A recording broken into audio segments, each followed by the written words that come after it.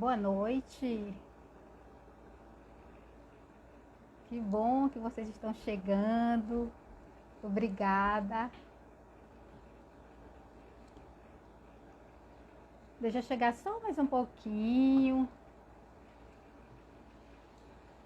para a gente poder dar início à nossa live. Vamos ver se chega mais um pouquinho de gente para a gente começar. Mas muito obrigada pela presença de vocês aqui. Tenho certeza que vai ser uma live maravilhosa. Tenho certeza disso. Tá, gente? Bem, eu sou afobada. Então a gente vai começar, tá? Boa noite. Mais uma live, né, marcada nessa quinta-feira, para tentar, na verdade, enriquecer a nossa prática na sala de aula. E especialmente nesse retorno pós-pandemia. Às vezes eu fico me perguntando, será que vai ser pós-pandemia? Será que não vai ser pandemia ainda? Porque, na verdade, nós ainda não sabemos quando isso vai acabar. Não é verdade? E o nosso tema hoje é Volta às aulas com inclusão, um ato de amor. A nossa convidada de hoje é a doutora Marilu Borba. Ela é psicóloga, com mestrado e doutorado em Teoria da Pesquisa do Comportamento pela Universidade Federal do Pará e pós-doutora pela Universidade do Norte do Texas, nos Estados Unidos. Eu vou adicionar agora a doutora Marilu, tá? Um momento. Vamos lá, aguardar a doutora Marilu. Tá aguardando. Ai, gente. Olá! Boa noite! Boa noite, muito obrigada pelo convite. Eu fico tão feliz de estar aqui podendo conversar sobre educação, sobre inclusão, neste momento agora que a gente ainda está cheio de incertezas, na verdade, né? E a gente Verdade, possa, de repente, ter ideias aqui de um caminho para seguir. é verdade, Marilu. Seja bem-vinda.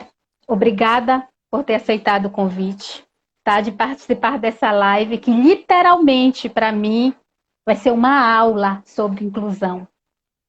Obrigada, Cristiane. A primeira vez que eu tive contato contigo, na verdade, foi um contato visual.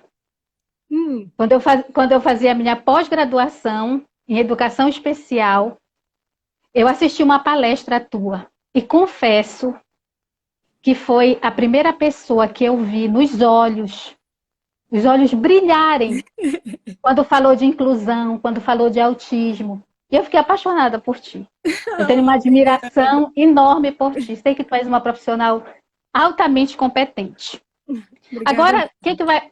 Tá, deixa eu falar só um pouquinho. Agora eu vou deixar... Agora eu vou deixar tu falar. Mas eu vou pedir para você contar antes um pouquinho para a gente, um pouquinho da tua história. Como foi que surgiu, na verdade, essa paixão pela inclusão, especialmente, em particular, pelo autismo? Eu gostaria de saber, de conhecer um pouquinho quem é a Marilu. Interessante pergunta. Acho que é a primeira vez que me faz essa pergunta, na verdade. Ah, eu precisava, eu tenho curiosidade. E é bom a gente saber com quem a gente está conversando. Né? As pessoas que estão nos assistindo, né, elas têm que ter esse elo. Eu acredito muito nisso. É verdade. Eu, na verdade, eu sempre fui apaixonada desde criança. Eu pensava em trabalhar com crianças. Então, eu costumava dizer que eu ia ser pediatra, porque eu queria trabalhar com crianças.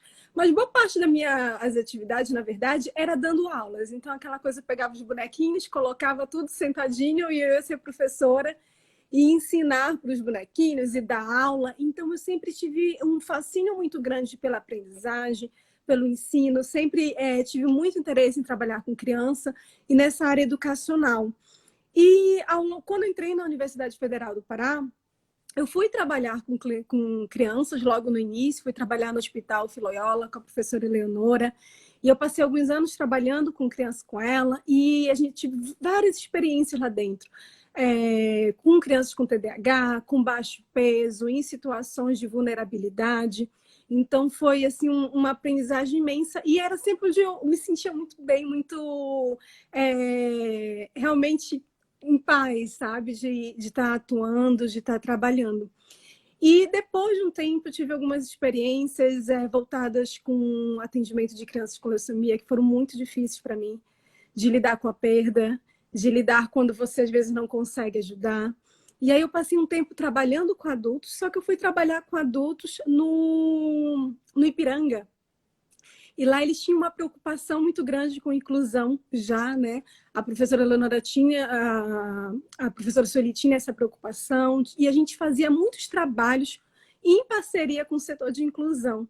Então, a gente tinha muito esse atendimento. E uma pergunta que eu me fazia muito era, a gente estava fazendo um trabalho específico voltado para ajudar esses adultos, mas eu me perguntava o que teria acontecido se eles pudessem, de repente, ter tido ajuda desde pequenininhos.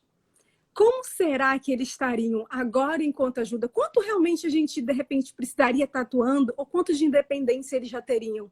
Se, de repente, algumas coisas... E os relatos deles eram muito disso, sabe?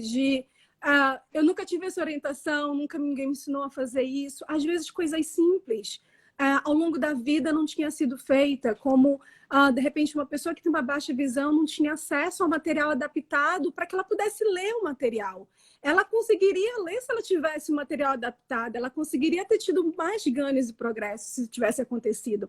Isso era algo que me impactava muito, poxa, a gente deve fazer desde pequenininho, a gente deve estar fazendo inclusão desde sempre, né? E juntou-se a isso a questão de que eu sempre fui apaixonada por crianças, e aí eu recebi um convite do Colégio Santa Rosa para ir trabalhar como psicóloga escolar no Santa Rosa, então eu aceitei esse convite, e comecei a desenvolver um trabalho dentro do Santa Rosa, voltado para o atendimento de todas as crianças, mas tinha esse olhar muito grande sobre a inclusão, né? Sobre trabalhar com as crianças, não só trabalhar com as crianças, trabalhar com os professores.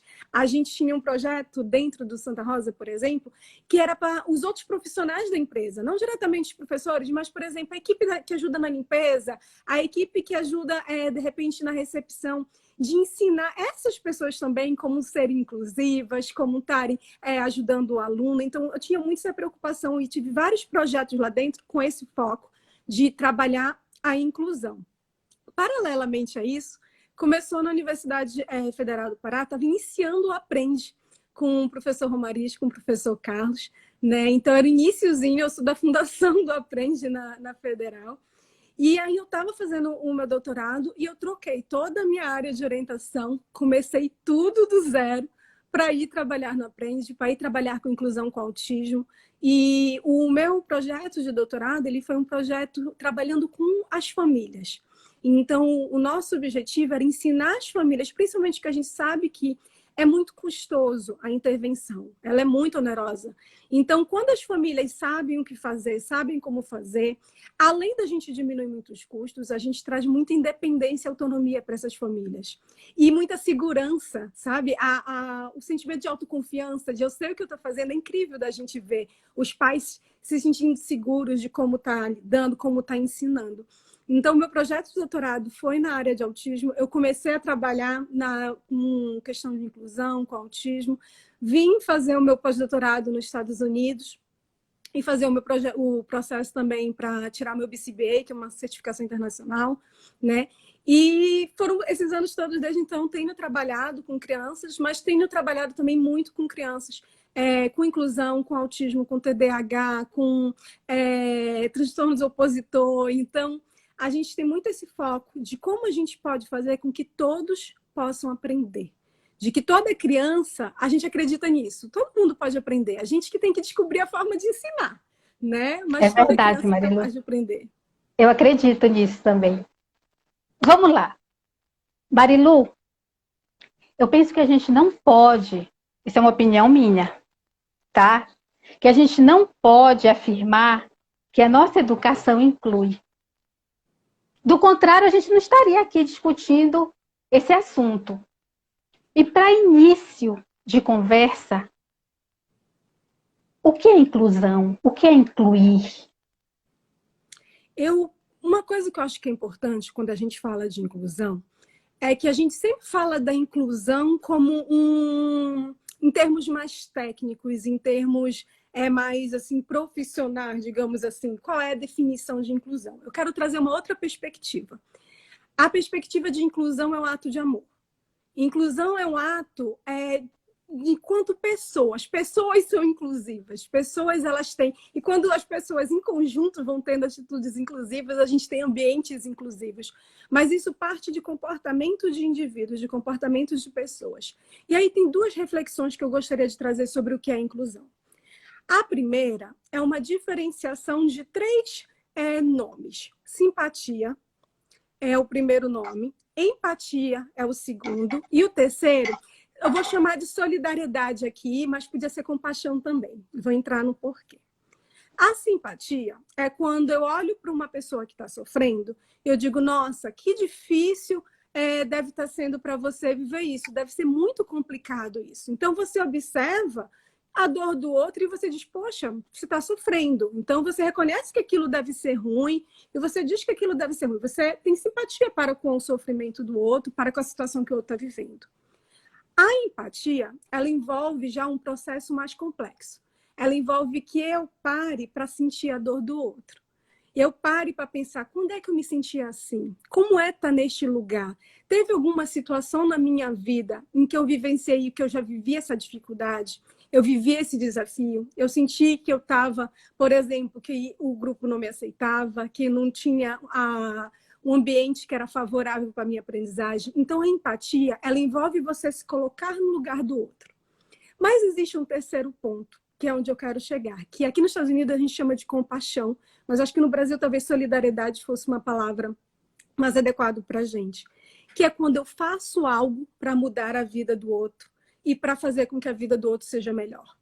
Quando eu faço algo para aliviar a dor, aliviar o sofrimento e trazer qualidade de vida. Quando eu tenho atitudes que realmente vão impactar e mudar o outro. E isso, para mim, é a definição que a gente deveria estar olhando para a inclusão. Porque inclusão é esse ato. Esse ato de eu reconhecer a dor do outro, me colocar no lugar da dor do outro e fazer algo para mudar isso, fazer algo para que essa pessoa consiga ter uma melhor qualidade de vida. Né? Então, esse é um primeiro ponto, mas ele encaixa no outro, que é o seguinte. A gente tem mania de achar que a gente tem que ser justos e justiça é ser igual para todo mundo, né? Não sei de onde a gente tirou isso, porque as pessoas são tão diferentes, né? Mas a gente acha, por algum motivo, que tem que ser igual para todo mundo. Então, se eu vou fazer uma coisa para fulano, tem que ser uma coisa para fulano. Só que não é assim, todo professor sabe disso. Cada aluno de vocês é único. Cada aluno tem uma necessidade especial, cada aluno precisa de uma atenção diferenciada. E quando a gente fala de inclusão, a gente está falando disso, da gente atentar para as necessidades individuais do aluno e a gente fazer algo, esse ato de solidariedade, voltado para a necessidade de cada um e que não são iguais. Ei, Marilu, então, na verdade, quando a gente fala de inclusão, é um conceito amplo. Nós não estamos falando apenas do meu aluno que é autista. Nós não estamos apenas falando do meu aluno PC. Eu estou falando da inclusão ampla do meu aluno que em casa não tem um almoço. Quando a gente fala da escola pública, não é isso? Exato. Ou, de repente, daquele aluno que você não vai ver uma necessidade, digamos assim, diagnosticada, mas é um aluno que é sozinho, é um aluno que precisa aprender a fazer amigos e eu posso ajudar a incluir nisso. Ou aquele aluno que está vivendo uma situação social em casa, ou uma situação que ele precisa ser acolhido e ele precisa também de ajuda, porque a gente está vivendo, a gente sabe que tem situações, às vezes de violência, às vezes que a gente precisa fazer algo. Então, a inclusão, para mim, ela envolve isso, olhar para as necessidades individuais, compreender que cada pessoa é uma pessoa diferente e que algumas pessoas vão precisar de mais recursos e de um olhar diferenciado de como eu vou fazer uma determinada ação, uma determinada atividade. E quando eu tenho esse olhar diferenciado, eu consigo alcançar todo mundo. Né? A gente olha muito a escola como a ideia de padronizar, né? E a gente deveria olhar com esse olhar de como é cada um. O ritmo de aprendizagem são diferentes. O ideal, nós tem o ideal e tem o real. não é? Então, nós temos que estar atentos a isso.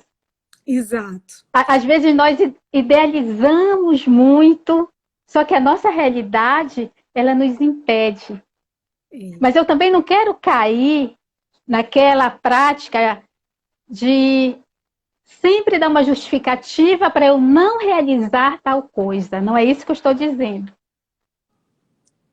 Mas é de compreender que há questões que são maiores, né? Que a gente ainda vai ter muita luta burocrática, luta legal, luta de mudança cultural, inclusive, de perspectiva cultural mesmo sobre o aluno, sobre o local, por exemplo, do aluno. A inclusão é algo muito novo, né, gente? Eu lembro que eu, na graduação em psicologia, eu fui visitar algumas escolas em disciplinas, e aí você via, por exemplo, ainda a sala onde todos os alunos com alguma necessidade especial ficavam lá, todo mundo junto, sem ter um ensino individualizado. Eles tinham momentos que eles podiam interagir com o resto da turma e depois eles tinham que voltar. Então, isso eu estou falando de uma realidade de 2002, 2003, né? Então, é um processo que é um processo ainda muito novo, que a gente ainda está em fase de aprendizagem, de crescer, de desenvolver para onde a gente quer chegar, né? Marilu, muitas vezes a palavra deficiência é associada a problema. Lá no início do ano, quando a gente recebe, os professores, né, a gente recebe a nossa listinha de alunos lá, nossa listagem, né? E lá do ladinho tem uma observação. Aí o professor sente aquele frio na barriga. Ou tá lá autista, ou tá lá o PC, ou tá lá com qualquer síndrome. Como desmistificar essa associação entre deficiência e problema? Excelente pergunta, né? Porque aí a gente cria muitas vezes uma questão que é um pré-conceito, né? A ideia de que eu tenho um conceito prévio estabelecido às vezes sobre uma pessoa que eu sequer conheci, né? Então, muitas vezes, principalmente Só um instantinho, Marilu, eu não quero, o que eu disse aqui, eu não quero generalizar, tá? Sim. São todos os professores que fazem essa associação? Não, mas eu creio que uma grande parte. Sim. Porque eu já fiz essa associação. Mas eu acho que nesse sentido, para essas pessoas, uma coisa que a gente pode fazer é importante a gente comunicar de um professor para o outro sobre os alunos, né? Muitas vezes é importante que tenha essa comunicação para que ele possa, inclusive, se preparar com antecedência de adaptação de um material, de uma atividade que ele precise fazer na turma, neste sentido, né? Mas na hora de fazer isso, se a gente coloca também as potencialidades da pessoa e não só as áreas de déficit, a gente consegue ter essa ideia prévia de um modo diferenciado, de um modo em que a gente atenta para o positivo, a gente atenta também para o que essa pessoa é boa, o que ela consegue fazer, quais são as áreas que ela está bem desenvolvida.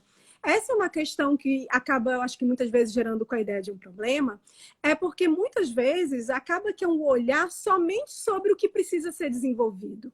E quando o olhar deveria ser o que precisa ser desenvolvido, mas o que essa pessoa já é boa, o que ela consegue fazer, quais são as áreas que ela está indo muito bem. E como é que eu posso, de repente, utilizar essas áreas que ela está indo muito bem para ajudar nesse processo de inclusão com os outros alunos, nesse processo de quais são as áreas que ela precisa de menos atenção, mas que eu posso, de repente, evidenciar que ela é boa e fazer com que ela entre em contato com isso, que envolve uma questão também da pessoa se sentindo segura em relação àquilo. Então, acho que uma forma é a gente começar a olhar para as coisas que não são problemas. Eu tenho umas pesquisas, eu vou procurar, posso deixar depois o link para vocês, que mostram a importância de você ter na sua sala de aula e você conviver com crianças com necessidades especiais, para as crianças com desenvolvimento típico. E o quanto você desenvolve pessoas com melhores relacionamentos sociais, melhores habilidades sociais humanas, na hora que eu estou me relacionando com outras pessoas, com outras crianças. Como você amplia a visão de que nós somos diferentes e que isso é uma qualidade, isso não é um ponto fraco. Isso não precisa ser um ponto fraco. Pode ser uma qualidade imensa, porque nós somos mesmo diferentes. Então, quando eu começo a olhar para essas potencialidades, não só para mim, mas não e para o aluno, mas para toda a turma, eu começo a fazer disso algo que é positivo na sala de aula, algo que pode desenvolver solidariedade, pode desenvolver dos outros alunos, pode desenvolver aquele aluno que vai ser o ajudante de vez em quando, que ele vai estar lá. Então, existem muitas possibilidades de boas. Acho que se a gente mudar esse foco, ao invés do olhar, a gente consegue isso. Eu acho que vai muito também da concepção que a professora tem, que a equipe, que a comunidade escolar tem. Porque eu não vou falar só do professor. Porque o professor ele tem a necessidade de ter uma rede de apoio. Não é só o professor, o gestor. Qual é a concepção desse gestor? Qual é a concepção da tua técnica? Né? Qual é a concepção da merendeira da escola? Não é? Então, isso precisa ser trabalhado, né? Para evitar justamente o que tu estás falando. Essa criança é uma criança problema. Na hora do recreio, ela vai lá no refeitório, eu estou falando isso da escola pública, tá? Ela chega lá no refeitório e vai bagunçar. Então, isso precisa ser trabalhado. Essas concepções, né? Elas têm que ser desmistificadas. Não sei se eu estou usando o termo certo. Se não tiver, pode me corrigir. Imagina, certíssimo. E uma pergunta que eu sempre gosto de fazer é a seguinte, tá, ele vai bagunçar, por exemplo, as lancheiras da escola. O que eu posso fazer para ajudar que isso não ocorra? Será que se ele tiver atividades muito divertidas e legais que ele possa fazer, interagir com pessoas, ele vai continuar fazendo isso? Será que, de repente, se eu pedisse para ele ajudar a organizar as lancheiras da escola e dar uma força, vem cá, vem me ajudar, vem, dou uma responsabilidade para essa pessoa e dou uma função para ela, onde ele tem um destaque, onde ele tem essa atenção, onde ele tem... Será que ele vai continuar bagunçando as lancheiras? A gente tem que se perguntar por que essa criança está fazendo isso. Né? Então, qual o motivo desse comportamento está acontecendo? E a segunda pergunta é, o que eu posso fazer para ajudá-lo? É uma perspectiva, que é a perspectiva que a gente fala da construção. Então, não adianta eu olhar somente para o comportamento que eu quero eliminar. Eu preciso olhar porque eu quero construir. Tá, eu vou trabalhar porque ele não mexe na lancheira da escola. O que ele vai fazer? O que ele vai fazer? Ele sabe interagir com o colega? Ele sabe fazer uma pergunta para o amiguinho? Ele sabe brincar junto na hora do intervalo? E se eu fosse ensinar isso? E se eu fosse mostrar para ele como fazer isso? Será que ele realmente ia mexer na lancheira da escola? Corretíssimo. Marilu, eu queria voltar um pouquinho agora para o incluir pós-pandemia. Eu falei bem no início. Será que vai ser pós-pandemia ou será ainda na pandemia? Né? Eu tenho ouvido umas falas. Essa fala poderia ser minha, poderia ser de qualquer outro professor. Não concordo que meu aluno com autismo ou paralisia cerebral ou qualquer outra deficiência volte para a escola quando as aulas retornarem. Nós sabemos que o retorno vai ser gradativo, né? Vai ter uma série de como é que eu posso falar? Me ajuda, Marilu. De mudanças comportamentais, né? Tipo, quantos Sim. alunos vão ter na sala, o espaço entre alunos. Tá? Então, ouve bem, não concordo que meu aluno com autismo volte para a escola quando as aulas retornarem. Eu quero que tu quero que tu disserte, vamos botar assim, sobre essa frase. Ela é uma frase que ela é muito difícil para ouvir, porque entra naquele nosso exercício de simpatia, de empatia e solidariedade. As crianças, elas estão vivendo uma situação agora, e eu estou falando agora das crianças de modo geral, que é extremamente difícil.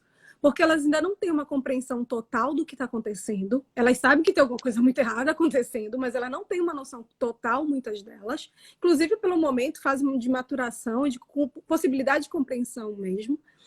E elas foram, de repente, privadas de várias coisas que para elas é incrível.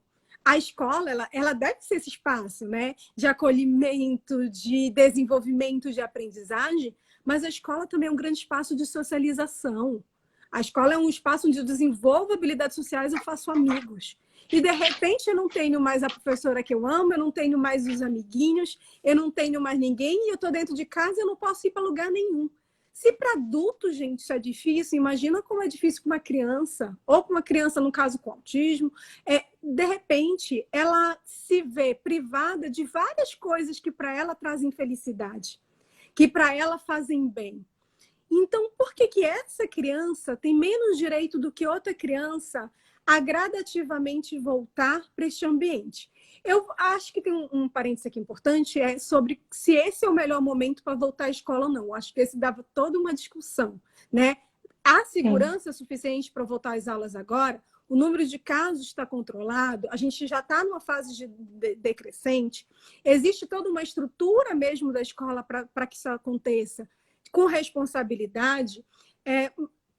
Porque muita coisa vai mudar. Inclusive, vai mudar ao contrário. A gente estimula as crianças a chegar na escola e fazer o quê? Dar abraçada, um beijinho, dar um afago. De repente, a gente vai ter que ensinar para essas crianças totalmente diferente. Então, você não vai poder chegar e abraçar e beijar. Só que a gente não sabe por quanto tempo isso vai durar. Então, vamos agora trabalhar com a realidade de que a gente está voltando para a escola com segurança, né? A gente está voltando para a escola no momento ideal. Por que que essa criança ela não tem o mesmo direito? Questão de direitos humanos mesmo, gente.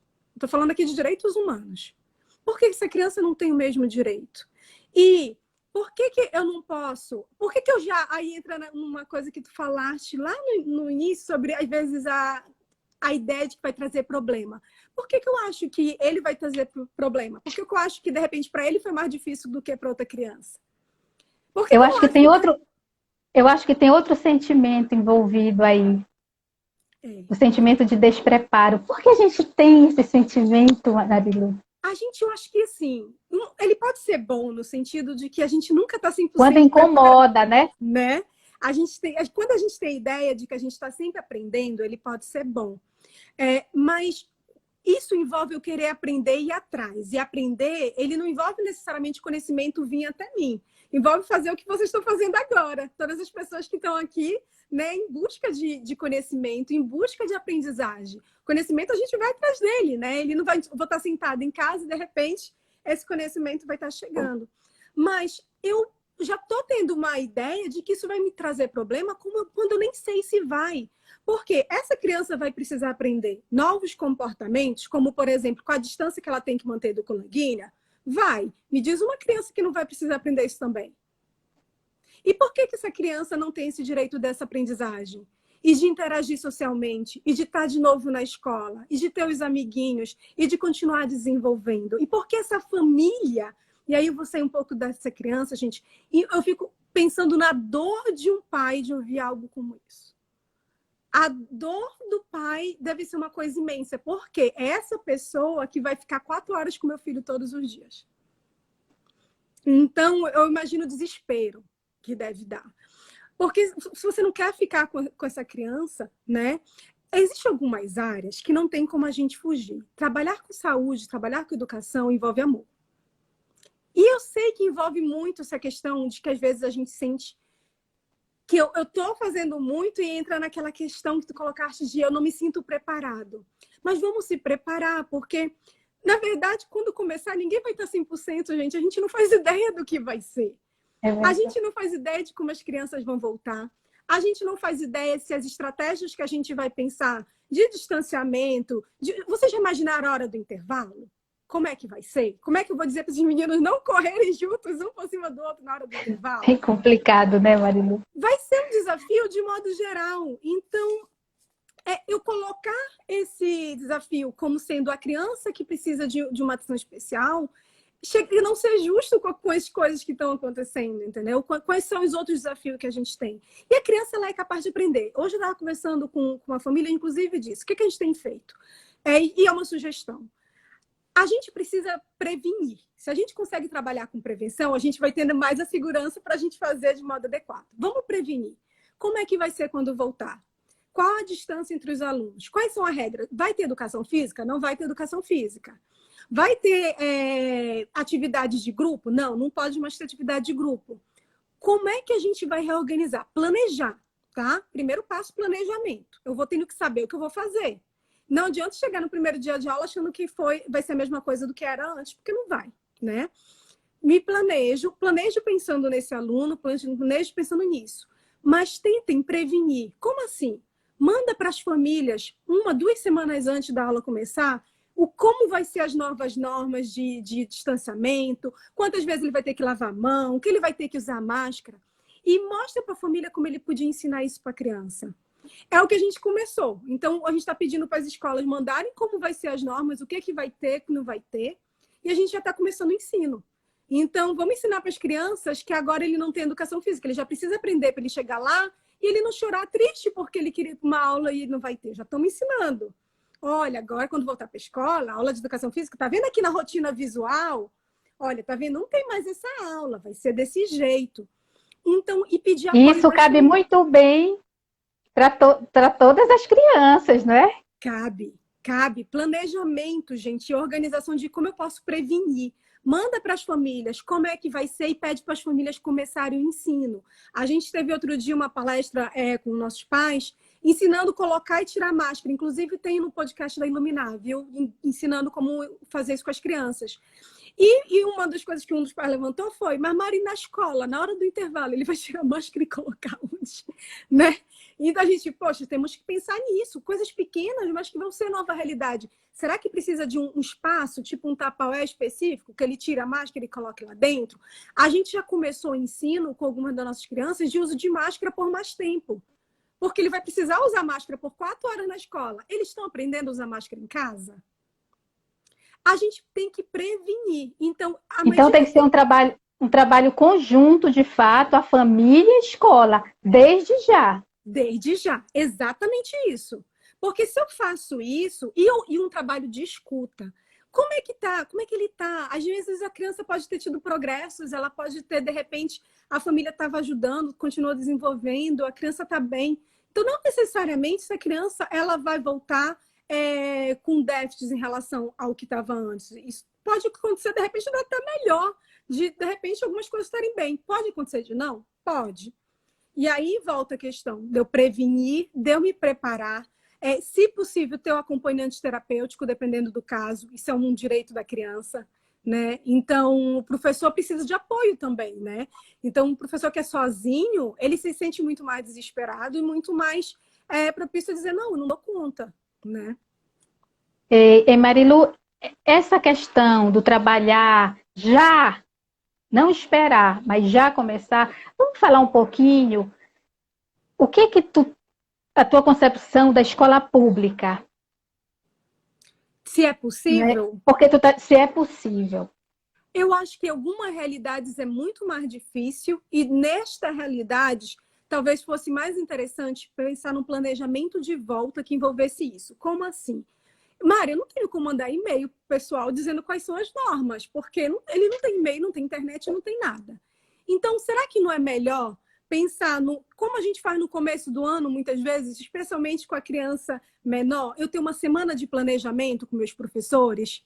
Será que não é melhor, dentro dessa minha semana de planejamento, para discutir como vai ser, ao invés de repente, sabe, voltar tudo sem menor estrutura, eu incluir reunião com todos os pais? Então, sabe reunião de planejamento pedagógico? A gente tem todo o começo do ano nas escolas. Sim. Eu acredito que seria necessário fazer uma de novo. Reúne todo mundo, porque tem algumas questões, Cristiane, tipo assim, algumas escolas estão falando de dividir e alguns alunos irem algum dia da semana e irem outros. Como é que vai ser feita essa divisão? Com base em que critério? Me preocupa. Muito. Eu tô de olho. Eu tô Verdade, Marilu. esperando, entendeu? Tô de olho. Que critérios serão usados, né? Tô observando. Mas, e se qualquer coisa aí a tia Maria entra na história? Não. Vamos lá. Vamos rever esse critério. Mas na escola pública, o que eu acho que a gente precisa? A gente precisa de repente, ter uma nova semana de planejamento pedagógico antes de voltar todo mundo e a gente se planejar, organizar como é que vai ser, quais são os critérios, quem vai ser. Eu preciso de um acompanhante terapêutico, como é que faz o pedido para ter alguém junto ao governo, como é que essa pessoa pode chegar. e eu ter um tempo com essa pessoa. Começar devagar e gradual pode ser mais interessante, em vez de todos os alunos irem por 4 horas de início. Será que não é melhor uma carga horária menor no início, para o professor ir sentindo e percebendo e se organizando? Depois eu vou aumentando gradualmente essa carga horária. Gente, não adianta a gente agora querer fazer corrida de maratona. A gente tem que voltar para caminhar devagarzinho. Não adianta a gente tentar... entre aspas, perdi um tempão e agora eu vou correr. Entra todo... Não, não vai dar certo. A gente vai se atropelar. Então... Mais do que nunca, essa rede de apoio vai ser necessária, né? Vai. Mais do que nunca. Muito necessário. O gestor, o coordenador, ao lado do professor. Nossa, muito. Porque se o professor ficar toda a carga de absolutamente tudo, ele não dá conta. Porque ele vai ter que lidar não só com a realidade que ele tinha antes de sala de aula, de gerência, de preparação de aula. Ele vai ter que lidar com ensinar comportamentos que a gente antes nem sabia como fazer. Então, ele vai ter que ensinar numa estrutura totalmente diferenciada, que nós não fomos preparados para isso. E não existe, por exemplo, às vezes, assim, um curso que ele vai fazer para se preparar. Ninguém sabe direito. Cada realidade vai ser diferente, na verdade. Cada escola, cada turma vai ser diferente. Flexibilidade, eu acho que é uma palavra importante agora. Não tentar um padrão. E Marilu, então, serão inúmeros desafios para o professor, para a escola, para a família, nesse período nesse retorno, né? E como tu disseste, né? Não vamos deixar para fazer tudo em cima da hora. Não. Vamos começar a planejar desde já. Né? As escolas, né? Um alerta para os gestores, um alerta para os professores, né? Estarem cutucando, né? O seu diretor para vamos fazer reunião, vamos pensar nisso. Né? É importante. Esse papel... e o Estado? Aí eu vou te dizer, qual é o papel do Estado? Qual é o papel da família, da escola e do professor nesse processo? E agora é o momento que a gente precisa se unir. A gente precisa de união, porque se a gente entrar em brigas agora, a gente não vai andar. Então, a gente precisa tentar ao máximo, e eu sei que é difícil, que dependendo da realidade de cada escola pode ser ainda mais, mas a gente precisa se unir para ver como a gente pode se ajudar, o que cada um pode ajudar o outro, de ideias mesmo, até de como vai fazer, de como vai organizar. Inclusive porque tem um fator que pode dificultar muito a vida do professor, que é o seguinte: eu tenho visto várias medidas que eu tenho sondado de algumas escolas que estão tirando todas as coisas que crianças amam. Tipo, não vai ter intervalo, não vai ter aula de educação física, não vai ter aula de... tudo que envolvia grupo, atividades de grupo, está sendo retirado. Essas crianças vão ficar com aula somente por 4 horas? Eles realmente acham que isso vai funcionar? Gente, todos nós precisamos de intervalo e todos nós precisamos de repente, pausas para fazer outras atividades que são prazerosas, que são mais leves, que são motoras, que são de criatividade. Então, eu preciso me organizar, porque, mas não tem como ter aula de educação física. Tudo bem, vamos pensar, gente, o que eu posso colocar no lugar? Nem que seja a gente colocar uma sessão de cinema e depois discutir qual é o filme, quais foram os sentimentos dos personagens no filme, quais foram as atitudes e trabalhar a habilidade social de acordo com aquele filme. Não é colocar algo que não tenha objetivo, veja bem, né? Então vamos colocar aqui um filme para passar tempo. Não é isso, tem que ser planejado, né? Mas eu preciso planejar, na psicologia a gente chama de reforçadores, né? Eu preciso planejar coisas legais para essas crianças. Porque senão todas as crianças podem começar a apresentar comportamentos, problemas, em função de que elas, de repente, voltaram para a aula e aí cobrança, exercício. E as coisas que antes ela fazia nesse ambiente que eram bacanas, que eram legais, não tem. Eras, Marilu, é muita novidade. É um turbilhão, assim, de dúvidas. Eu acho que não é só eu, acho que são os professores em geral, os pais. E quanto mais a gente tenta esclarecer, quanto mais a gente tenta buscar soluções, buscar estratégias, né? Mais dúvidas surgem. Não é verdade? E eu queria te perguntar, como um professor, eu vou pular um pouquinho aqui, como saber se uma prática pedagógica de fato é inclusiva, Marina? Eu acho que... Até dentro desse contexto, sim. Uhum. É uma boa pergunta. Tem uma atividade que eu sempre falo com os professores em cursos que eu peço muito, que é a seguinte: a gente analisar a pessoa com base nela mesma e a gente ir acompanhando o desenvolvimento dela. A gente tem, muitas vezes, qual é o esperado para a faixa etária, o que a gente tem que fazer. Mas a prática, assim, inclusive, ela envolve resultados, né? Então, não adianta estar fazendo várias adaptações se isso não, de fato, está gerando aprendizagem e resultados dessa criança. Existe algo que é muito... Eu sei que é um dos maiores desafios, mas que é, para mim, que faz a diferença. Eu saber se uma prática, de fato, está sendo inclusive, e a criança está aprendendo e a criança está desenvolvendo. E a criança está saindo daqui e ela está chegando aqui. E a única forma que eu tenho de saber isso é se eu acompanho a aprendizagem e o desenvolvimento daquela criança. Então, onde anotar, às vezes, num pedaço de papel, pegar um caderninho para ter para o caderninho do aluno, eu anoto onde é que ele estava em matemática no começo do ano, onde eu quero chegar. Prática, inclusive, ela envolve objetivos claros, de onde eu quero chegar. Então, eu vejo que o ideal seria para ele estar aqui. Vou começar a desenvolver uma estratégia de ensino, ou uma adaptação de material, uma atenção mais voltada para ele, para ver se ele está conseguindo acompanhar. Mas eu preciso estar acompanhando se aquele aluno está desenvolvendo e está aprendendo. Então, não é baseado, às vezes, no que a gente faz, mas no resultado, na minha opinião. Eu preciso ver, está tendo resultado mesmo? Ele está aprendendo? Porque se eu faço o acompanhamento do tipo, vai ser uma prática inclusiva se a pessoa adaptou o material. Mas eu não estou analisando se esse material que foi adaptado trouxe aprendizagem para aquela criança, não trouxe resultado, não foi uma prática inclusiva. Então, envolve eu estar constantemente observando. E não, por exemplo, só a cada 3 meses, na hora da prova, eu vou ver se funcionou ou não. Ou no final do ano, eu vou ver se funcionou ou não. Então, ela envolve uma prática inclusiva, um exercício de constante vigilância, né? De eu estar verificando, de repente, uma vez por semana, como foi essa semana com ele? Ele teve progressos? Ele avançou? Por quê? Porque não vai existir fórmula mágica de início. E da mesma forma que agora a gente vai passar por muitas mudanças e reformulações, às vezes na prática inclusiva, para ela funcionar, eu preciso estar reformulando, às vezes, uma coisa que eu planejei e não deu certo. Um segundo ponto que eu acho que é essencial é que ela seja abrangente. Então, que ela não envolva só habilidades acadêmicas. Ela envolva, por exemplo, habilidades sociais. Ela envolve habilidades de vida diária. Ela envolve habilidades motoras. Às vezes, quando a gente olha dentro do ambiente acadêmico, a gente acaba focando muito português, matemática, né? E vamos nas disciplinas. Mas vocês ensinam tão mais que isso, gente. Professor, nossa, professor ensina tanto. Professor ensina a lavar a mão, professor ensina a usar o banheiro, professor ensina a brincar, professor ensina a pedir desculpa, professor ensina a refletir qual é a melhor solução de um problema, professor ensina, às vezes, como eu estou expressando um sentimento. Gente, vocês ensinam tanto.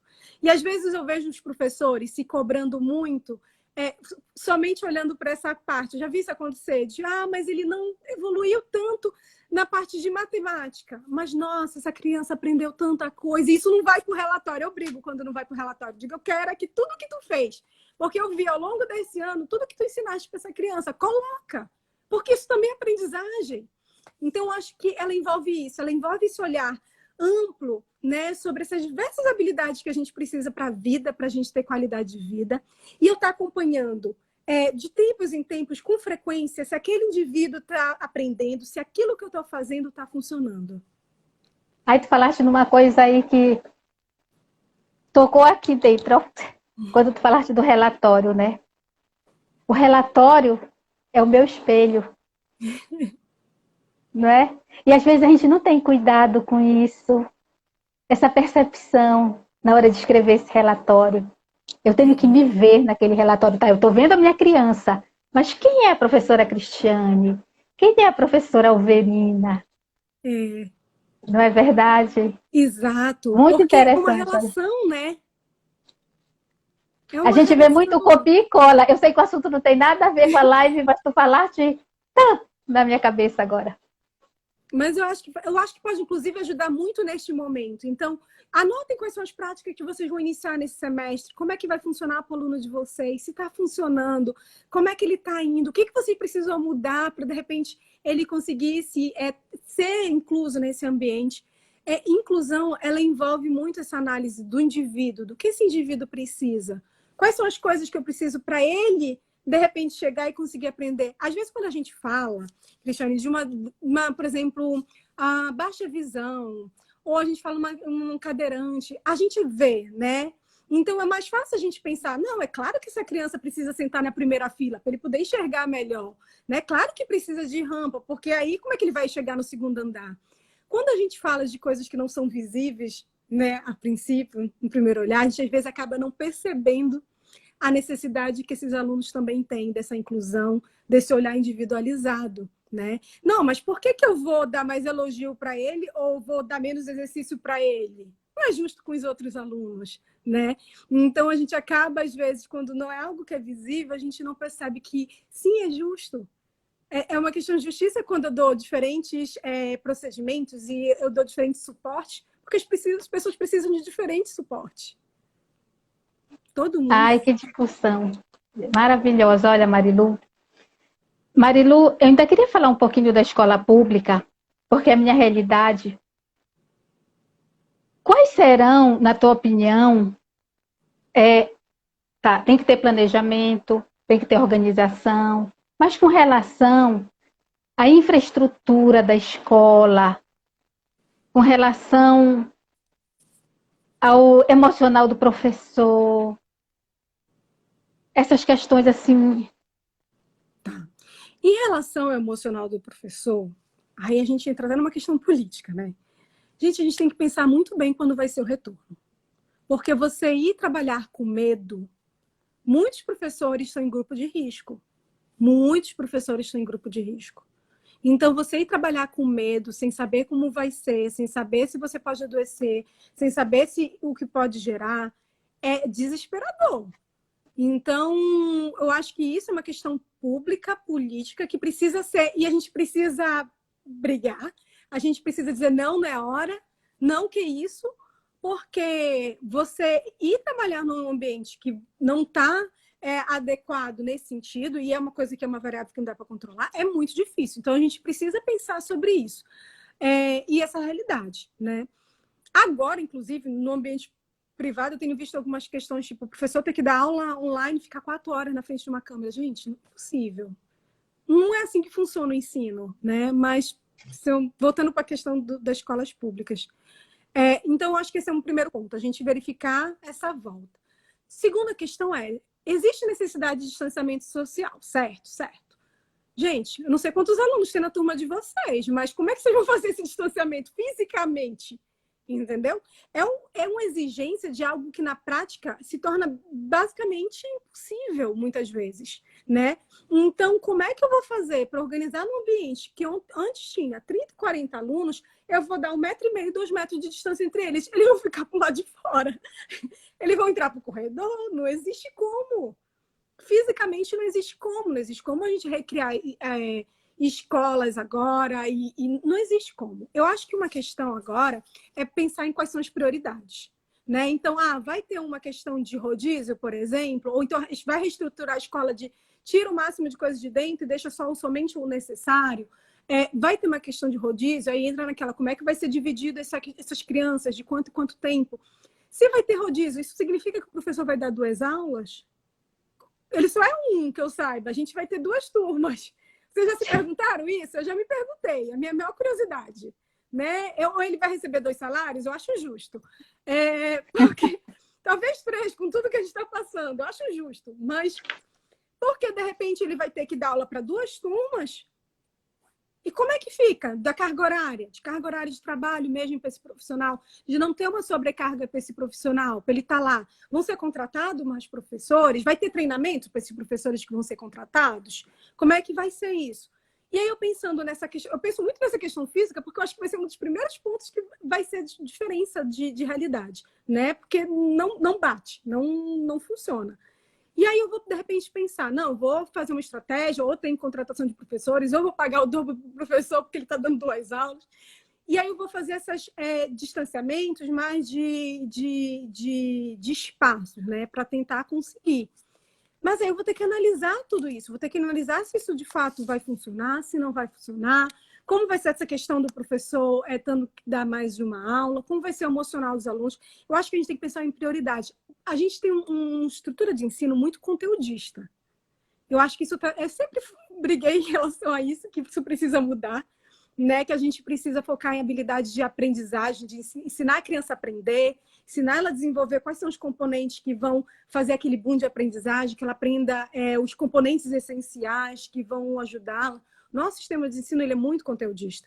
Será que não é hora para a gente fazer essa revisão? O que é de fato importante para eles aprenderem? Por quanto tempo ele consegue manutenção nesse novo sistema? Eu acho que pode envolver tentar terminar o conteúdo escolar de igual forma. Foi o que eu falei da flexibilidade. Do que estava no começo do ano, a gente sabe que não vai funcionar, gente. É impossível, é fisicamente impossível, não tem tempo mais para fazer isso, entendeu? Já passou.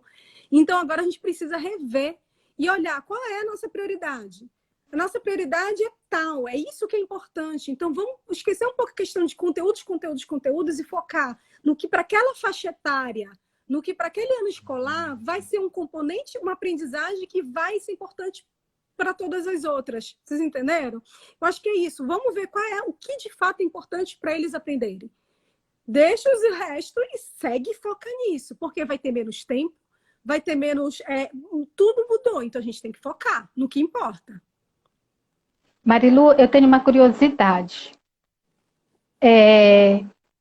Hoje, as crianças que você atende, como está sendo as aulas remotas dessas crianças? Como esses alunos têm sido assistidos pela escola? No caso, eu penso que é a escola privada, né?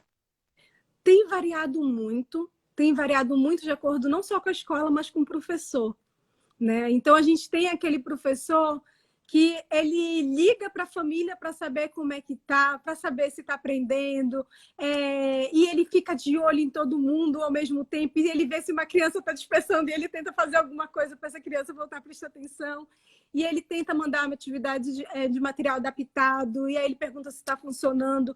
Então, tem escolas que estão tendo mais, tem escolas que não. Tem escolas que a gente entrou, e a gente começou a adaptar o material, e a gente começou a fazer mais coisas. E uma coisa que tem acontecido muito é que, assim, ensino à distância, na verdade, não é para crianças, né? Isso não é. Então, existem habilidades que são necessárias eu ensinar para que alguém consiga ter sucesso no ensino à distância. Esses pré-requisitos. E a gente pulou todos esses pré-requisitos. E aí entra naquela questão de prioridades novamente. O que deveria ser o ideal? Que esse momento fosse um momento de revisão, de conteúdo que a criança já deu, que ela já sabe, que fossem aulas muito lúdicas, que fossem breves. Não adianta, gente, eu querer colocar uma criança para ficar na frente do computador. Eu digo, qual a habilidade que a gente quer ensinar? Colocar a criança para ficar na frente do computador por 2, 3, 4 horas, como eu já vi acontecer em algumas outras escolas. E a criança, a habilidade que a gente está ensinando é de paciência. É de ficar sentado, né? Ficar sentado e ter paciência e esperar. Mas ela está, de fato, aprendendo. Um tempo muito longo de aula, para adulto é difícil, que dirá para criança. Ela, às vezes, não tem autonomia, não tem habilidade de como tirar nota de um vídeo. O tempo de atenção é diferente. Então, a gente tem visto muito, algumas escolas, inclusive, eu já conversei com alguns professores que me colocaram, mas, Mari, a gente está sendo cobrado pelas famílias. A gente entrou num ciclo difícil, porque as famílias estão cobrando, às vezes, para que tenha 4 horas de aula. Né? Então, muitas escolas, às vezes, estão entrando nisso, às vezes tem uma pressão das famílias, que às vezes não compreendem, mas aí entra a importância de compreender. O que eu acho que é fundamental? Ter uma reunião, marca esse Skype, essas aulas por Zoom, em vez de marcar com os alunos, vamos marcar com os pais? E vamos jogar uma real aqui sobre o ensino? Vamos falar para eles sobre qual é o tempo de atenção de uma criança nessa faixa etária? Vamos falar para eles sobre... E vamos ensinar para ele como ele pode ajudar essa criança em casa? Porque os pais também Às vezes eles estão pedindo as 4 horas porque eles não sabem como ensinar. Gente, ensinar é difícil, ser professor não é fácil, não. É muita coisa para você ser professor, é muita habilidade que você tem que desenvolver. Então, muitos pais estão percebendo isso agora, viu? Então, Será? Eu espero que sim. eu espero. Os meus estão, olha, estão dizendo agora eu vou valorizar muito, porque eu estou vendo a dificuldade que é. Então, eu acho que a gente pulou etapas e eu tenho medo da gente pular de novo. Deveria ter tido reunião com o pai para explicar sobre o que é uma educação remota em cada faixa etária, sobre tempo de atenção, sobre por que as aulas têm que ser curtas, sobre a importância de que ele vá fazer atividades em outros momentos e depois ele vai dar um retorno daquilo, sobre criar oportunidades de interação social para essas crianças de alguma forma, delas só conversarem. Deixa lá o ligado, o aula remota, e deixa as crianças baterem papo. Deixa elas falarem do dia, deixa elas contarem como tá, porque a gente faz isso na escola, né? Então, tem variado muito, mas de modo geral, eu tô bem preocupada com isso. Porque eu vejo, às vezes, principalmente com a criança que tem alguma necessidade especial, é uma exigência de um tempo, eu digo, que não dá. A criança precisa de um intervalo. Então, em vez de eu esperar a criança chorar para eu dar um intervalo, não é melhor eu programar esse intervalo e dar intervalo quando ela está bem, e aí ela volta bem e aí ela continua aprendendo? Marilu, pelo meu tempo aqui, faltam 5 minutos. Fizeram uma pergunta aqui e eu quero que tu, de certa forma, conclua com ela. Como incluir sem excluir? Como incluir sem excluir? Eu acho que parte muito daquilo que a gente já conversou, de olhar para o indivíduo, olhar para as necessidades dele, ao invés de olhar para as demandas do grupo. Então, olhar para cada um, ter esse olhar individualizado de cada um dos estudantes. E eu acho que isso é um exercício de se perguntar também. Eu acho que a gente está fazendo inclusão, ele é um movimento de constante autoavaliação, né? Então, será que isso que eu fiz acabou levando esse aluno a ser excluído de alguma forma? Será que nessa aula eu poderia ter feito uma outra atividade que ele teria respondido? Será que eu estou fazendo perguntas para ele também que ele possa responder na aula e não só os outros alunos? Será que eu estou programando, de repente, para ter um momento que ele possa participar?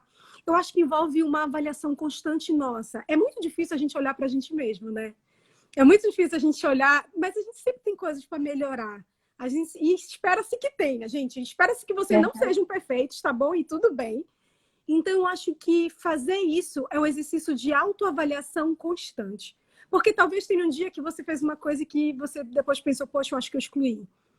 E se eu não paro para olhar e entrar em contato com isso, eu não vou conseguir mudar e fazer diferente amanhã. Então, envolve uma autoavaliação constante. É olhar o tempo todo e não saber que eu não vou ser perfeito o tempo todo e que às vezes eu vou errar e eu posso aprender e eu posso fazer melhor no dia seguinte. E conversar com as famílias, né? Perguntar para eles o que eles estão achando. Eu acho que as famílias, nesse momento, precisam muito, né? Serem acolhidas. Muito. Eles estão passando por tudo isso. Eles também querem que os filhos dele voltem a ter interação social. Eles querem que os filhos dele sejam parte de tudo isso, sejam parte dos amigos. É só isso, na verdade, né, gente? É verdade, Marilu. Olha, foi um bate-papo muito gostoso. Eu acho que a gente ainda tem muito para aprender contigo. Eu acho que nós estamos aprendendo, tu estás aprendendo, né? Tudo é muito novo para a gente. Né? A palavra pandemia, né? Eu acho a nossa geração nunca tinha vivido uma situação dessa, uma situação de incertezas, de dúvidas, mas de esperança. Né? Esperança de quê? De incluir com amor. Sim. Que isso, de fato, né, que nós, professores, nós pais, tenhamos, né, aprendido, que nós venhamos a aprender cada dia a incluir com amor. A incluir não só aquela criança com alguma necessidade especial, mas incluir aquela criança que está com dificuldade em aprender a ler, que está com dificuldade numa continha matemática, que tem dificuldade de abraçar o professor, que tem dificuldade de abraçar o colega, né? O nome disso é amor. É incluir com amor. 24 segundos, eu vou só agradecer. Muito obrigada, gente. Foi um prazer ter vocês aqui. Marilu, eu espero que nós tenhamos outras oportunidades. Com certeza. Eu vou sair daqui com várias coisas para pensar e pensar como eu posso estar ajudando mais vocês também. Estou tendo aqui umas ideias. Beijo. Beijo. Brigadão.